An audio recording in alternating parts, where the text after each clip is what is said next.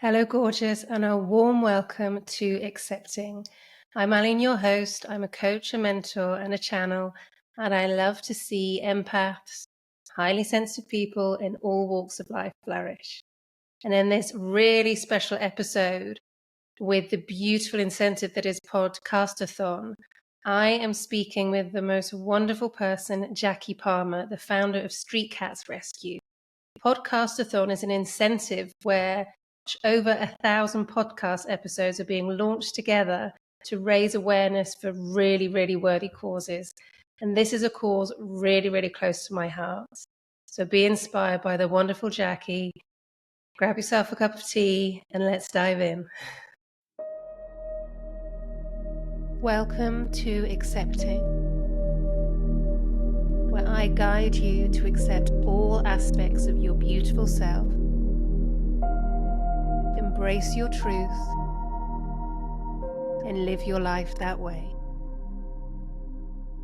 Hi, Jackie. Thank you so much for joining me today. I know you're very, very busy, so thank you for taking time out of your very busy schedule to be here.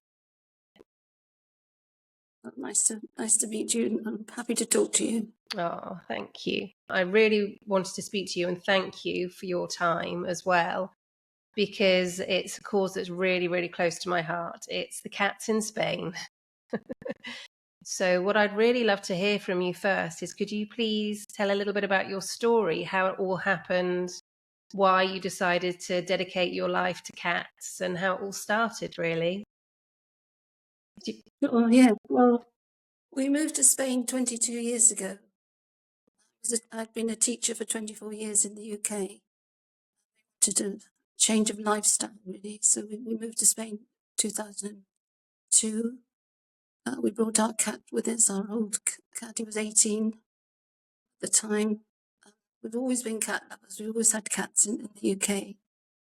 But when we came to Spain, I was quite horrified to see all the cats on the street and in the rubbish bins. And so I started feeding the cats by the beach initially. Started off a couple of times a week, just going down there feeding them, and then it got to every day. And that's really where it all started. That was about 16 years ago. It really started. With a friend, we set up a fundraising group. It was called Street Cats Costa de la Luz. Okay. 16 years ago. And together we started fundraising events, markets, and quiz nights, all sorts of events, music nights, barbecues, dinners, to raise money, the castration. So yes, I was feeding the beach cats, and then someone got to know about me in Luxembourg, and they actually came over and helped me with raising money, and they gave me money to help with getting the cats sterilised and setting up little enclosures here on our land. It was all very small to start with, because people got to know that because the cats were being fed and looked after, that, so they started leaving their unwanted kittens there. So then I started bringing them back here. And a lot of the kittens initially went to Luxembourg. Some we home locally, but most of them would go to Luxembourg initially. So how many cats or kittens would you receive in a week, say, once? Because I know how it works. People find out about you and they think, oh, I know who'll help, and leave them. How many cats or kittens were you receiving every week? It's difficult to remember back that far, but I know there were lots of kittens. We'd find boxes of kittens left in the beach cats village. And then I started feeding another colony of cats in the forest here. The forest cats, we're still looking after those cats. I remember 6 years ago, we had 60 kittens here during the summer. Wow. Last year we had 40, but there's a limit to how many kittens we can actually take in. Yeah, of course. It's a shame, but we do our best to take as many as possible. Yeah. I was looking at your website earlier, and I know you, for those who don't know what T.N.R is, by the way, it's trap, neuter, return. So what happens is it's really helping cats, isn't it? It's, you know. Well, I think it's the most important thing we can be doing. Yeah. We have a big T.N.R program here, and lots of people who help us. Because we're actually feeding and caring for lots of colonies now in this area. How many colonies have you got now? Well, we have about 6 main colonies where there are 20 cats, but we have a lot more with maybe 10, 15, 12 cats. And we provide the food and all the medical attention for those cats. And we have lots of volunteers who feed them. They're fed daily. So we organise the food here. People come here to my house to pick up the food. And any cats which turn up which aren't sterilised, and we organise that straight away. We have lots of traps. And we do our best so that all the cats in the colonies are all sterilised. But still people leave kittens there. This is mainly where we find the kittens of the colonies, because people know that they're cared for. They know that we will take them away. Sure. And I know, although it says on your website, please don't bring any cats and kittens, people don't listen, do they? No, they don't. Yeah. But the T.N.R is a big part of our work. Yeah. It's the most important thing that we can be doing, really. Because it's getting to the root. Yeah, absolutely. Is it true? Is it every 6 weeks cats can get pregnant? Is that right? Every 8 weeks. Every 8 weeks. So it's every 8 weeks cats can get pregnant. Yeah. I mean, I remember last year we found a mother with two kittens, and the kittens were only 4 weeks old. And a couple of weeks later, I took her to be sterilised, and she was already pregnant. Yeah. It's amazing how many kittens that female produce. So sorry, after you. That's a really important part of, and a big part of what we do here is the T.N.R, as well as the kitten rescue. The kitten rescue is actually very time consuming, takes a lot of work, because they all have to be vaccinated twice, and then 2 rabies shots, and the passports and the chips. Yeah, and you and your volunteers organise all of this as well. So in terms of the trap neuter return, what this fundamentally does, and I know we're stating the bleeding obvious, is it stops an excess of cats and excess of kittens. Because if you can imagine, every 8 weeks, and kittens can have what's the maximum that a mother can have, would you say, in a litter for cats? Well, I've known a mother cat to have 7. Yeah. I mean, generally they have 4 or 5, but they can have up to 7, even 8, I've heard. Yeah, when we look at that, every 8 weeks, every 6 to 8 weeks, up to 7 kittens, it's crazy. And I know it's incredible the number of kittens can come from one mother. And the thing is, if the mother has, say, 6 kittens, and those 6 kittens are left in the colony and they're not neutered, then all the females following year they could all have 4 or 6 kittens each. But you have an explosion of cats. I mean, that was the whole point of starting the charity, was to reduce the number of cats in the area and reduce their suffering. Beautiful. And for 16 years, so you arrived 22 years ago, and for 16 years you've dedicated your life to helping the cats. That is amazing. And it's all through volunteering and donations as well, isn't it? Yes. Yeah. Yes. And 12 years ago I was diagnosed with Parkinson's, so initially it didn't affect me too much, but the last few years the physical side is becoming harder, so I need residential, I have to have resident helpers here at our house to help me with the cleaning and the feeding. I do as much as I can still very important. Still sending cats to Germany. Yeah, of course. That was my next question. I mean, firstly, you're an absolute inspiration. Even through Parkinson's, you continue your gorgeous work. I mean, that's dedication. That's really beautiful. So thank you very, very much.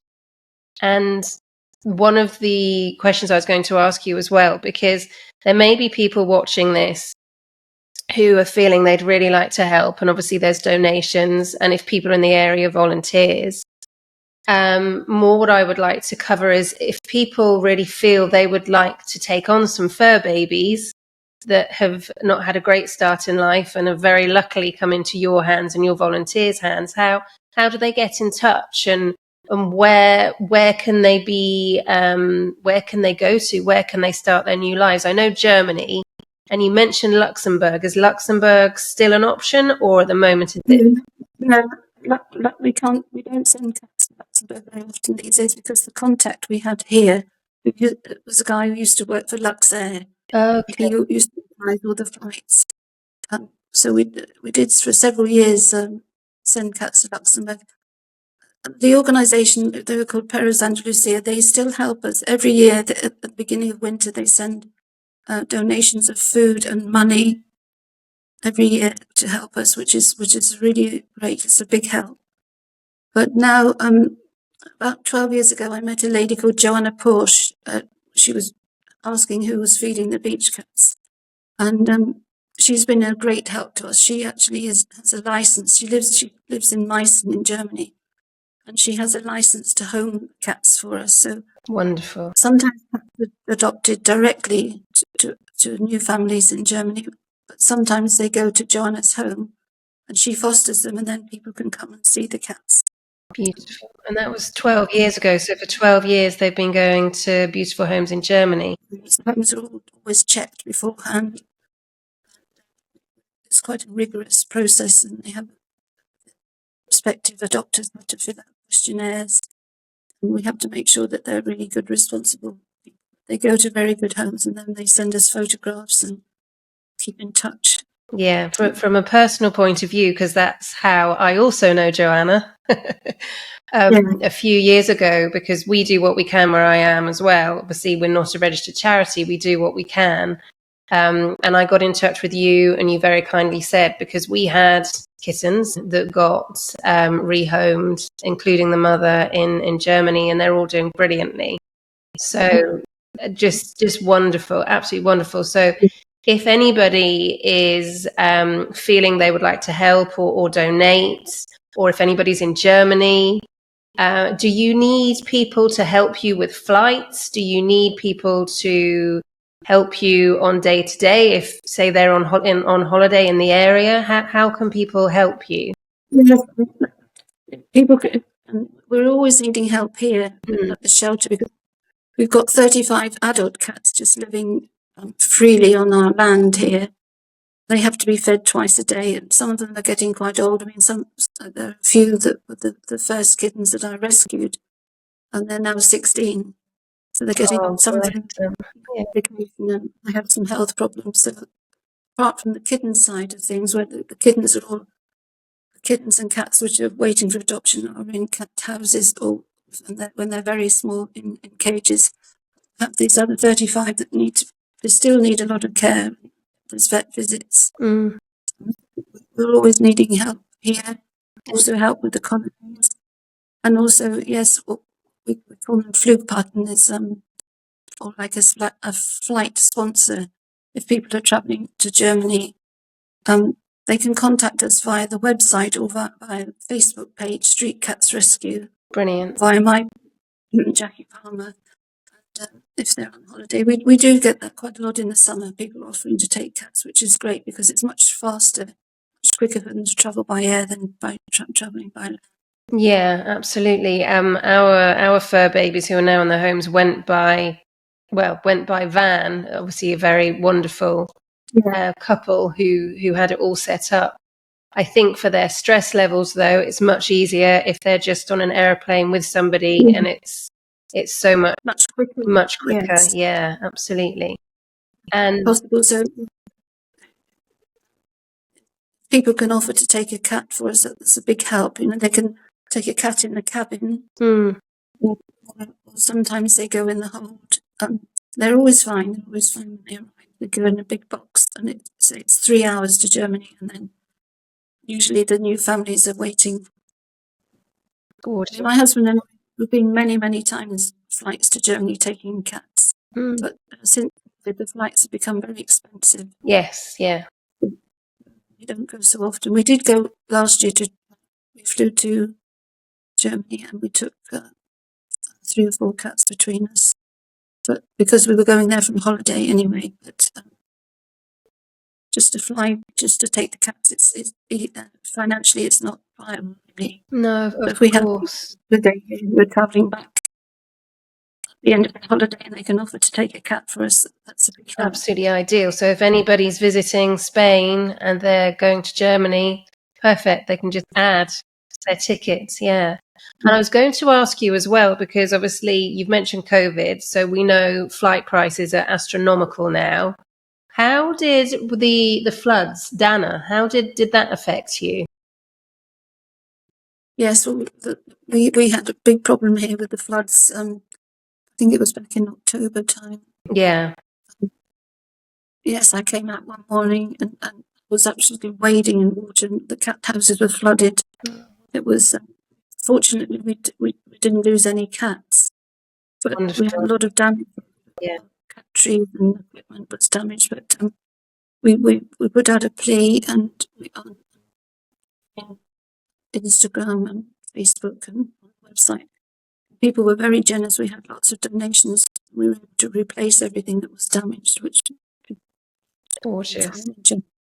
And I mean, with the wear and tear, you constantly need donations, don't you? It's not. Yeah. We did 8 beds and blankets and was needing new equipment. Because if you said some of the people who've adopted cats for us in Germany keep in touch, and from time to time they send a parcel with food or blankets or how beautiful. Yeah. toys for the cats, which is. There's some very beautiful people in the world. So the other thing I just wanted to speak to you about as well, because I've had the pleasure of visiting when I was in the area, and I came and I was with the kittens and I helped sweep the area and all that kind of thing. So if somebody's on holiday and they'd like to come and volunteer, what would be expected of anybody who's going to come and volunteer, if they can do for a day or two? What would be expected of them, please? Either we ask people to help with feeding the colonies, but that's more of a long term. Yeah, of course. Yeah. But if people come here, well, we start at 8:30 in the morning, feeding all the garden cats, as we call them. And they feed in various places. They don't all feed in one place. They've all got their own area, their territory. So from 8:30 till normally about 12 o'clock, we're feeding, washing the dishes, feeding the kittens, cleaning litter trays, sterilising the cat houses. So it's quite a lot of physical work. Mopping, and sterilising. Hygiene is so important. It's with the kittens. It's really important. So it's cleaning and feeding. So normally it takes us about 3 hours in the morning and then an hour in the afternoon. Fine. And do you have any volunteers who are able to stay anywhere on your premises, who can come and stay with you? Yeah. We have a little cabin in our garden that has its own kitchen and an adjacent bathroom, which takes 2 volunteers. Oh, wonderful. And usually resident volunteers, we find them through Workaway. Yeah. Workaway, which has been very good, very helpful. So, and I need new people. I mean, some people stay here several months. Wow. Usually of 1 month, because it takes a week to get to know where everything is and then to know the cats and the routine. Sure. So if anybody's listening and feeling inspired, then they can get in touch with you. And if they wanted to be here for a month or more and help, then they can do that. And they've got a place to stay and be on hand for everything. Yeah. Wonderful. It's incredible what you've created. Absolutely incredible. And I'm trying to work this out. So, well, there's no way we can do the mathematics. So for 16 years, with the trap new to return, and then all of the adoptions as well, That's probably in the thousands, if not in the millions, isn't it? With all the cats The you've kittens helped. we rescued. People often ask me, how many kittens do you think you've rescued? Mm, I don't really know. no, I know. but I know, in some years it's been lots and lots. I mean, every year there's always lots of kittens to rescue. It just depends how many we can take, how much help, what space we have. Yeah. We often bring people on holiday, especially German people, because it's very popular, this area with Germans on holiday. We're in El Colorado, 7 kilometers from Conil. We've got a 5,000 square meters of land here. And very, very close to El Colorado, where we have a colony of cats in El Colorado, one in the forest, Roche, another one between Conil and El Colorado, and of course the main one, the beach cats of Conil, which has become quite famous with tourists now. I was just about to say, for those of you who don't know Conil, it's called Conil de la Frontera, and it's in Andalusia in the south of Spain. And it's a really beautiful area. It's protected, isn't it? There's golden, it's called the Costa de la Luz, and there's beautiful golden sand beaches. So as well as volunteering, you've also got this beautiful beach around you as well. Yeah. Our volunteers, they love that in the summertime. They provide bicycles and they go to work in the morning. Fabulous. It's quite a nice little working holiday. Yeah, that's exactly what I was just about to say. What a gorgeous working holiday. If for people who love cats, obviously, be with cats and relax at the beach, and then be with cats and then relax at the beach and be with cats and relax at the beach. Gorgeous. So is there anything you would say to anybody just want to go to the Trap Neuter Return again? Because it's not just in Spain, is it? It's worldwide. And the podcast is going out worldwide. So would you have a message to people in terms of Trap Neuter Return? Well, as I say, it's probably the most important thing that we can do to help reduce the number of unwanted kittens in the world. Yeah, and if anybody said, oh, well, where I live, there's lots and lots of cats and I don't know where to start, I don't know how to get any help, what would you suggest that they do?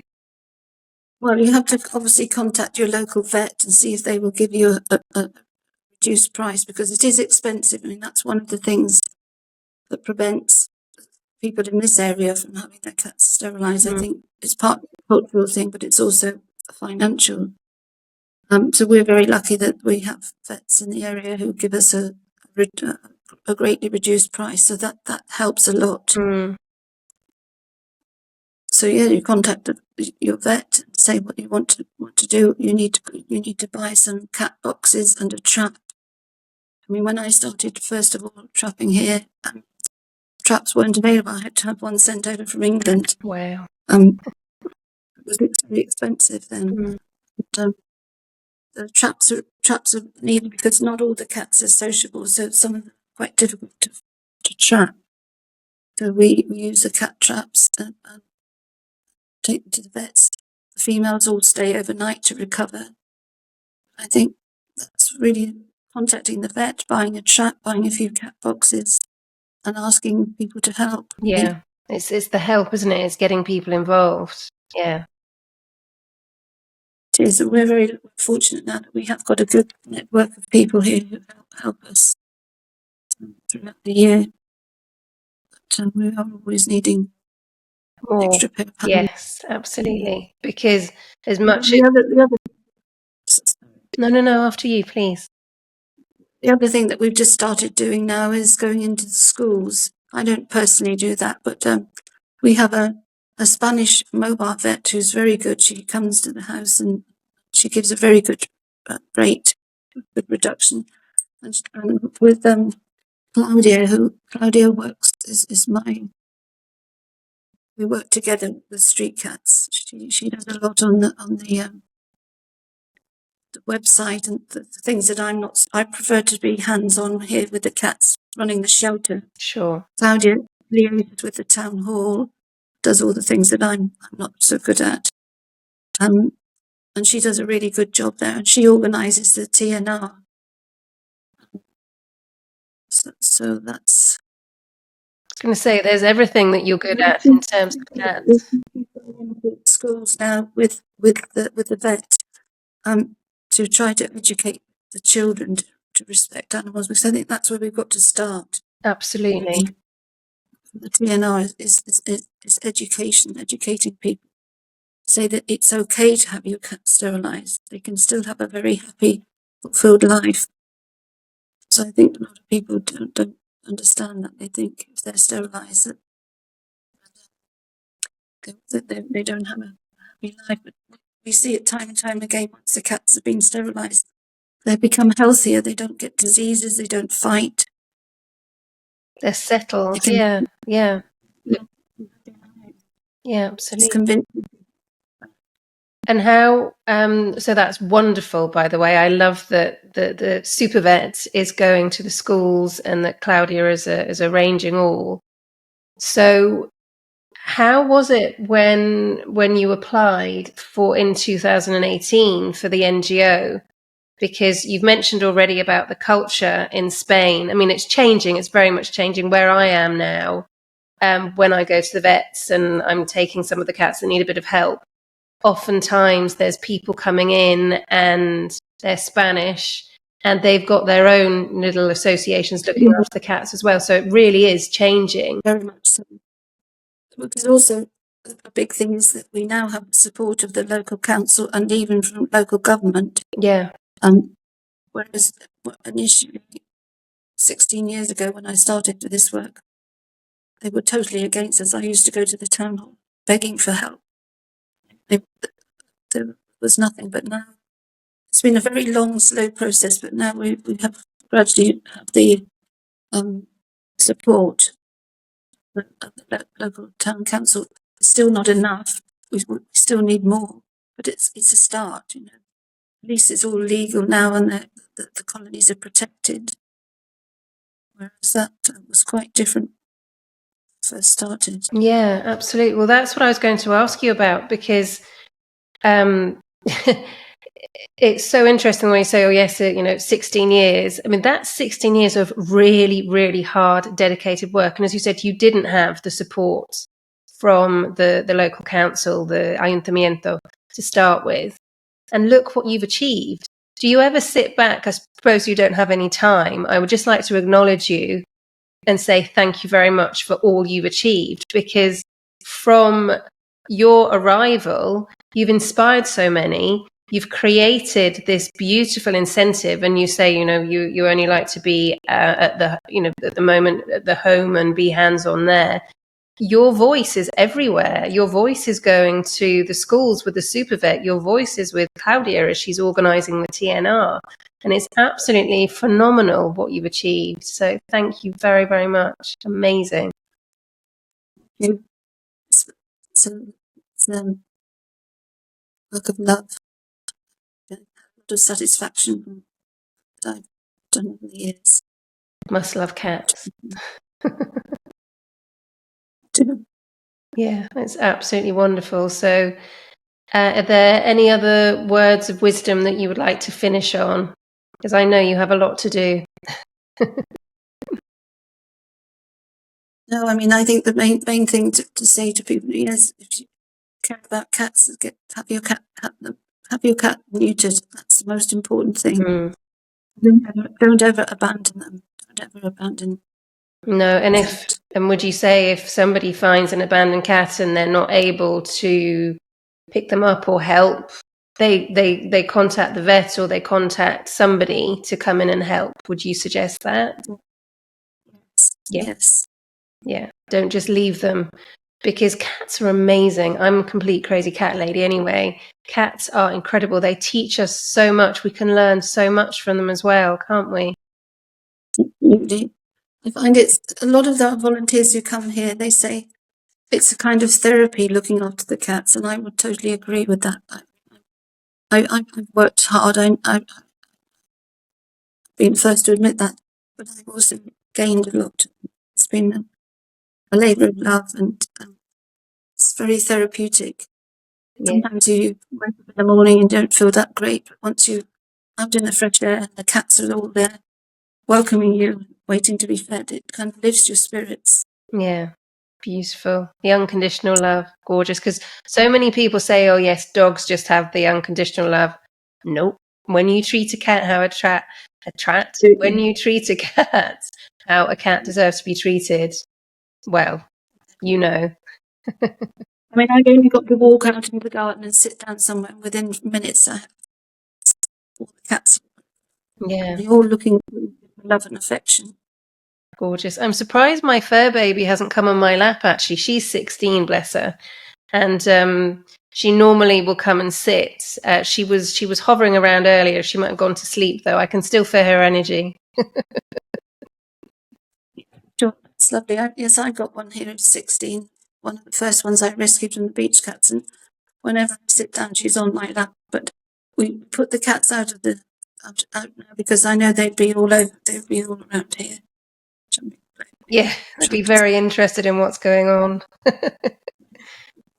Yeah. So thank you so much, Jackie. This is going out to many, many people, and I really hope that people get in touch with you, volunteer, donate. All of the information will be shared. And thank you so much for sharing your story and your incredible inspiration. You're amazing. Absolutely amazing. You're very welcome. Thank you very much, Aline, for talking to me. Oh, my absolute pleasure.